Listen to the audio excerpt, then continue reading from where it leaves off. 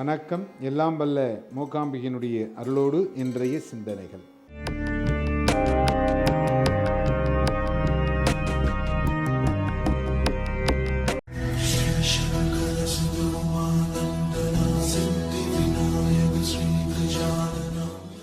இந்து மதம் அப்படிங்கிறது ஒரு தொன்மையான மதம், மிக பழமையான மதங்களில் ஒன்றாக இருக்கக்கூடியது இந்து மதம். இந்த இந்து மதத்திலிருந்து பிரிந்தவைகள்தான் மற்ற மதங்கள். இதற்கு நிறைய ஆதாரங்கள் இருக்கிறது. இதில் நம்ம அதை பற்றி அந்த ஆராய்ச்சிக்குள்ளார நம்ம போகணுங்கிற அவசியம் இல்லை. ஆனால் நம்ம மதத்தில் நாம் தெய்வ வழிபாடு அப்படிங்கிறத இன்றைய அளவில் எப்படி வைத்திருக்கிறோம்?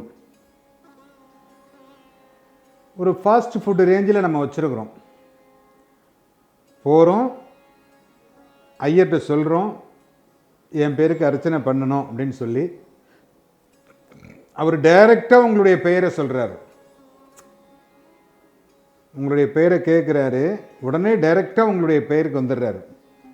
அதுக்கு முன்னாடி இருக்கக்கூடிய மந்திரங்களை சொல்வதற்காக நேரங்கள் உங்களுக்கும் இல்லை, அவருக்கும் இல்லை.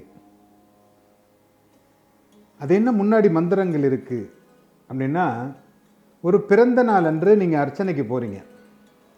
இந்த பிறந்த நாளுக்கு அன்று நீங்கள் அர்ச்சனைக்கு போகின்ற பொழுது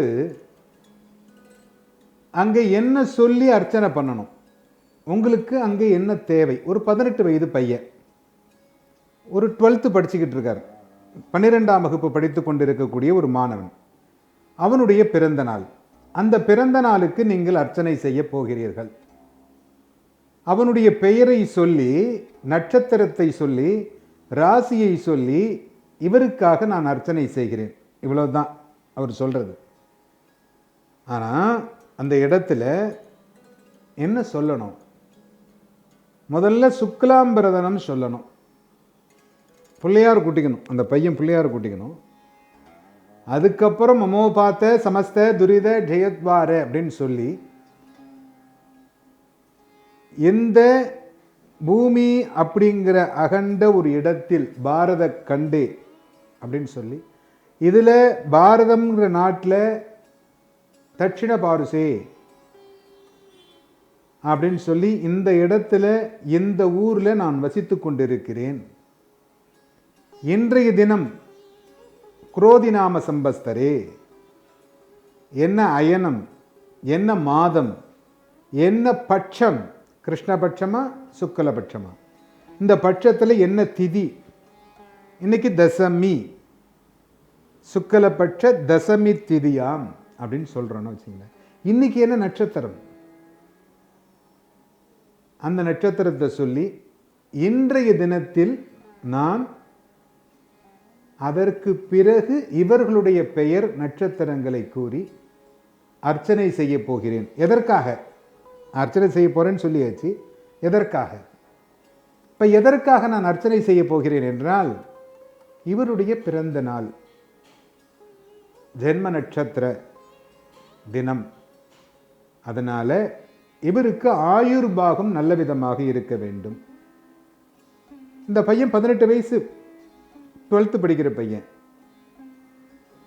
அம்பாளுடைய அனுகிரகம், சரஸ்வதிய அனுகிரகம் இவருக்கு வேண்டும். நோய் நொடி இல்லாமல் இருக்க வேண்டும். இவங்க அப்பா அம்மா நல்லா இருக்கணும், இவருடைய சகோதரி நல்லா இருக்கணும், திருஷ்டி இருக்கக்கூடாது அப்படின்னு சொல்லி இந்த மந்திரங்களை சொல்லி அதன் பிறகு அர்ச்சனை செய்தால் அதற்கு நமக்கு பலன் கிடைக்கும். இப்போ நீங்கள் என்ன பண்ணுறீங்க? நேராக போகிறீங்க, ஐயற்றும் உங்களுடைய பெயரை சொல்கிறீங்க. பெயரை சொன்னோன்னா அவர் எடுத்துகிட்டு போய் நேராக தேங்காயை உடைக்கிறாரு, உடைச்சிட்டு தீபாரதனை பண்ணி கொடுத்துட்றாரு. அதுக்கு மேலே உங்களால் நிற்கிறதுக்கு நேரம் இல்லை. காலையில் முடியல அப்படின்னா நீங்கள் சாயங்காலம் தாராளமாக போகலாம். இல்லை இன்னைக்கு முடியலையா, எனக்கு இன்றைக்கி ஸ்கூலில் வேலை இருக்குது, எங்கள் அப்பாவுக்கு ஆஃபீஸில் வேலை இருக்குது, எங்கள் அம்மாவும் வேலைக்கு போகிறாங்க, எங்களால் இன்றைய தினம் முடியாது, ஓகே, அது ஒன்றும் பிரச்சனை கிடையாது. ஆனால் இன்றைக்கி தான் பண்ணணுன்ற அவசியம் இல்லை. வருகின்ற ஞாயிற்றுக்கிழமை நீங்கள் காலம்பரை எந்திரிச்சு உங்களுடைய நித்திய கடமைகளை முடித்து கொண்டு நேராக சுவாமிகிட்ட போய் அதன் பிறகு அர்ச்சனை செய்து அன்றைய தினம் வழிபாடு செய்யுங்கள். ஏன்னா வழிபாட்டுக்கென்று ஒரு நேரம் ஒதுக்க வேண்டும். மன சங்கல்பித பிரகாரேனா அப்படின்னு சொல்கிறாங்க. நீ போய் என்ன நினைக்கிறீங்க அப்படின்னா, டைம் ஆயிடுச்சு, ஆஃபீஸுக்கு நேரம் ஆயிடுச்சு, ஐயர் வேறு லேட் பண்ணுறாரு, தேங்காய் வேறு சரியில்லைன்றாரு, இந்த தேங்காவை எடுத்துகிட்டு போய் மாற்றிட்டு வரணும், சாமி தேங்காய் இந்த தேங்காய் இல்லைன்னா பரவாயில்ல, நீங்கள் வாழைப்பழத்தை வச்சு தீபாரதனை பண்ணிவிடுங்க அப்படின்னு சொல்கிறோம். இன்றைக்கி இருக்கிற நிலைமை இந்த அவசர கோலம். அப்போ என்ன ஆகும் அப்படின்னா, மனசங்கல்பம். இந்த மனசில் என்ன நினைக்கிறோமோ அதை தான் உங்களுக்கு ஆண்டவன் அருளுகிறான். ஏன்னா அவங்கள்ட்ட நீங்கள் போகிறது அம்பாள் அங்கே இருக்கிறாள்னு நினச்சிக்கிட்டு தான் போகிறீங்க. அந்த அம்பாள் உங்களுடைய மகனை நல்ல விதமாக வாழ்த்துவாள் அப்படிங்கிறதுக்காக தான் போகிறீங்க. இந்த வாழ்த்தை வாங்க செல்லுகின்ற நீங்கள் உங்களுடைய என்ன சங்கல்பம், என்ன மனசு இருக்குது பார்த்தீங்களா, மனசு அதில் லயிக்க வேண்டும்.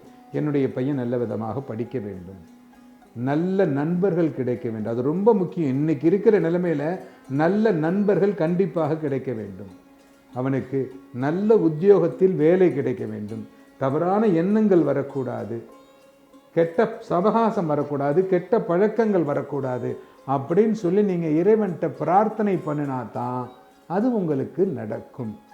நீங்கள் என்ன சொல்கிறீங்க, நான் கோயிலுக்கு போகிறேன், அர்ச்சனை பண்ணுறேன், ஆனால் இதுக்கு எதுவுமே நடக்கவில்லை அப்படின்னு சொல்கிறீங்க. உங்களுக்கு அது நடக்க வேண்டும் என்றால் நீங்கள் நீங்களாக சென்று இறைவனை பிரார்த்தனை செய்ய வேண்டும். சங்கல்பம் மனசங்கல்பித பிரகாரேனா அப்படின்னு சொல்கிறாங்க. அங்கே போய் நீங்கள் ஒவ்வொரு நினைக்கிற பொழுது மேலே இருக்கக்கூடிய அதிதிகள் என்ன பண்ணுவாங்க அப்படின்னா, அது அப்படியே நடக்கட்டும் அப்படின்னு சொல்லிடுவாங்க. நீங்கள் நினைக்கிறது என்னவோ அது அப்படியே நடக்கட்டும் அப்படின்னு சொல்லிடுவாங்க. அதனால் கோயிலில் போய் தவறான எண்ணங்களோடு நிற்கக்கூடாது, நேரமின்மையிலையும் போய் நிற்கக்கூடாது. ஏன்னா நீங்கள் வெளியூர் போகிறீங்க, திருப்பதிக்கு போகிறீங்க, திருப்பதியில் போய் சுவாமியை பார்க்கணும் அப்படிங்கிற எண்ணம் தான் இருக்கே தவிர அந்த சுவாமி கிட்ட செல்லுகின்ற பொழுது நாம் எதை செய்ய வேண்டும் என்பதை மறந்து விடுகிறீர்கள். ஏன்னா நம்மளுடைய மதத்தில் இருக்கக்கூடிய தெய்வ நம்பிக்கை அப்படிங்கிறது குறைந்து கொண்டே வருகிறது. இதைதான் மகா பெரியவர் மிக தெளிவாக சில இடங்களில் நமக்காக அருள் செய்திருக்கிறார். நீங்கள் இந்த தெய்வ நம்பிக்கையில் திளைத்து தெய்வ நம்பிக்கையோடு இறைவனை வழிபாடு செய்து எல்லோரும் இன்புற்றிருக்க சுவாமிநாத சுவாமியை பிரார்த்தனை செய்கிறேன்.